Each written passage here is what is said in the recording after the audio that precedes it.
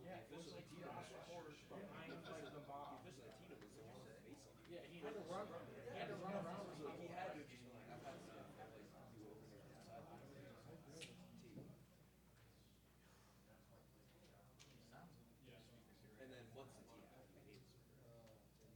I hate this. Yeah. They need to like it warmed up. I mean, once we get on hit three of the next possession, it was just once the T half. Yeah. Cool.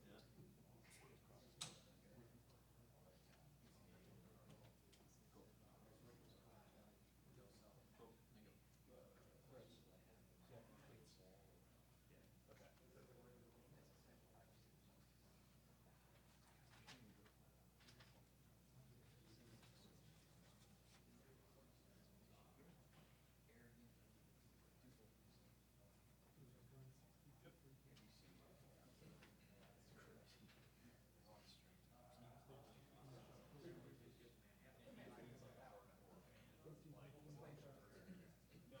even like does he like this is handling cards? G-Man 544. And his protocol is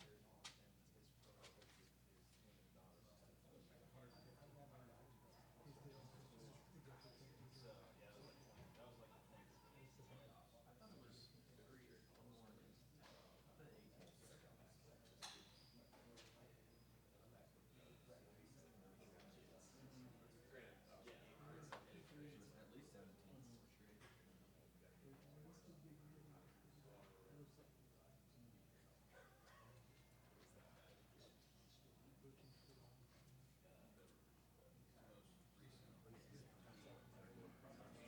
I know it's early, but Cardinals that starter for the bullpen, 18 below cut, Bruce Bench. He's just tweeting out January 2nd. He's tweeting out a screenshot of MLB.com power rankings. That's what he responded.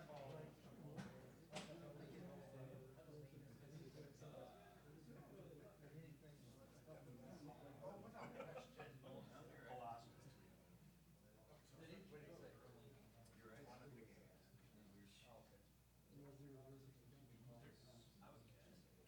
Maybe 21 to 28 on runs first at the confidence for trust first base. That's always hard so bad. That's coaching.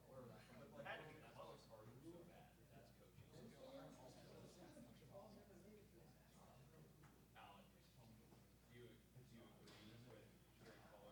Colin Marble not a good manager. I don't think last year was his fault. G-Man 564 thinks it is. Is that a trust his Twitter?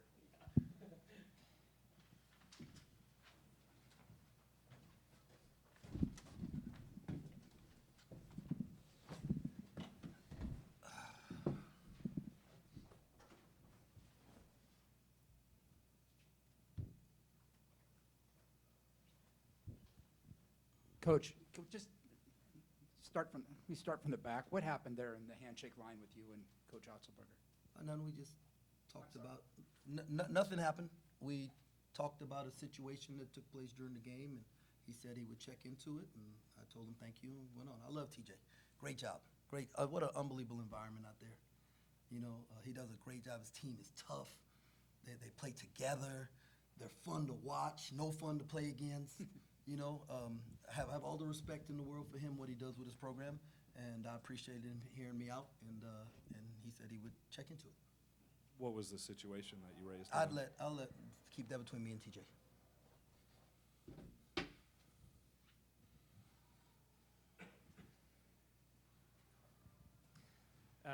Yeah, sorry, Jerome, but we saw you clearly pointing into the stands or something, very agitated there for a few minutes in the second half. Can you explain at all what got your attention there and what had you upset? No. I mean, I know you saw what you saw, but I'm not going to talk about it. So if we're going to talk about the game, I'm more than happy to talk about the game, and TJ and I we'll figure that part of it out. All right, fair enough. What was the most difficult part about just coaching a game where there's so many fouls on both sides?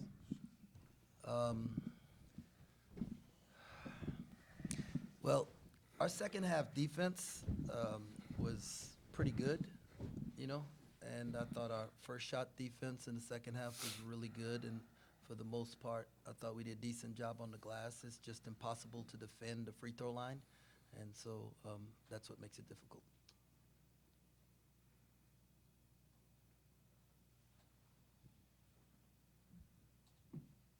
In the second half, you guys shot it much better than you did in the first half. What do you think kind of led to more success and just shots falling in the second half compared to the first? We were more aggressive. Also, like, in the first half, their defense is in front of their bench, and so they hear our calls and they can communicate with their players. And I just thought they were just way more aggressive than us to start the game. I mean, they took us out of the stuff we wanted to do. They were physical in a good way, right? And we didn't respond well in the first half, but I was pleased with how we responded in the second half.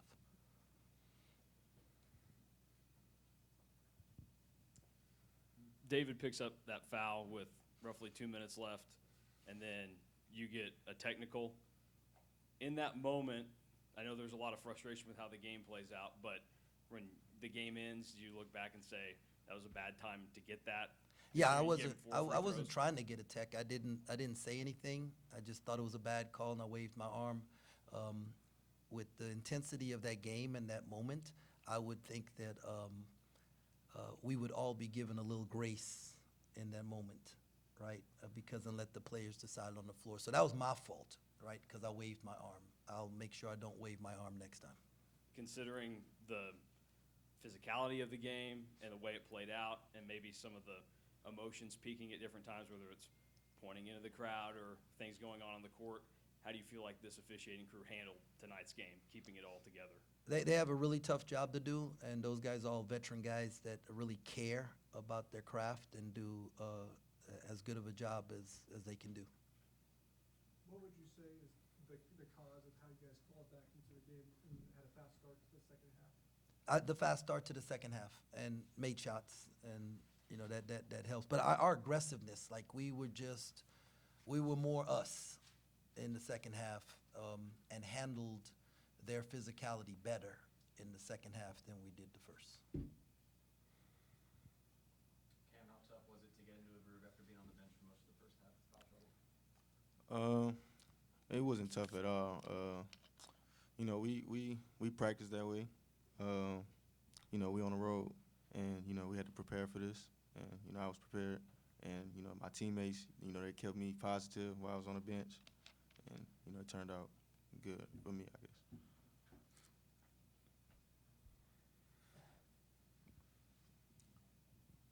Jerome, I know dealing with foul trouble is always a challenge, but how did you manage Cam's minutes when he picks up 2 so fast? Yeah. Normally, I try not to foul guys out in the first half myself, by keeping them on the bench. I felt like we were close enough, like that instead of risking him getting the third one, now we're really in trouble in the second half, that we could keep him there. And then they went on a spurt that kind of stretched it on us. But that being said, we were able to have him for the whole second half, and so I don't regret like what I did in the first half, because he was able to be more aggressive in the second half. We just have to do a better job of not having him pick up 2 that early. Like if he had picked up the second one like at 9 minutes, then you're like, okay, sit him for 3, then get him back in for short spurts. But the fact that it was 4 minutes into the game, it was too much of a risk. And Cam, what was your mentality coming into the second half? What did you want to bring to the game when you did get in there? Toughness. I feel like, our team was a little, timid and holding back. So, I thought if I brought toughness, my team would follow. And Arthur, what do you think you guys showed in the second half? I feel like we didn't show anything different. That's how we play basketball. We just got to be able to do that and maintain that for the whole game instead of just one half. Coach, what are your thoughts about the Big 12? Man, that's great. It's the best basketball league in the country by a long ways, right? And we have unbelievable road environments. Right? This is incredible. To win a game on the road is really, really hard, as you can see. And there are going to be teams in our league that will have a higher seed in the NCAA tournament than they do in the Big 12 tournament. And I believe any team in our league that goes 9-9 should be in the NCAA tournament. And it's a blast to play in. It's no fun losing, but I mean, you know, when you think of being a coach in a league, this is the league you want to be in, against the best coaches in the country, best fan bases in the country, and best venues in the country, and the best players in the country. And so I'm blessed to be here and thankful for it and excited about the rest of the season. Anything else for coach and the players? Okay, thank you. Hey, thank you, guys.